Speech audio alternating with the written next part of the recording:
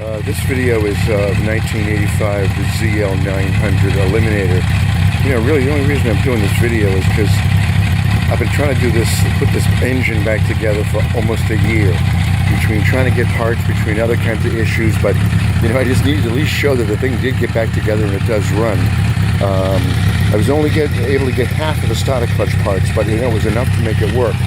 I think the biggest thing I would do differently next time to doing this whole project would be, I would definitely replace every single coolant line, every single rubber part. I would spend even more money on incidental little weird things if I could find them.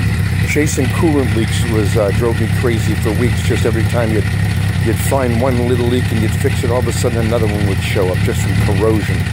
Even the clutch line finally just ended up blowing up at one point in time. Went to squeeze the clutch and no pressure. Just little weird things, but you know what? In the end, it looks like it's all going to work out.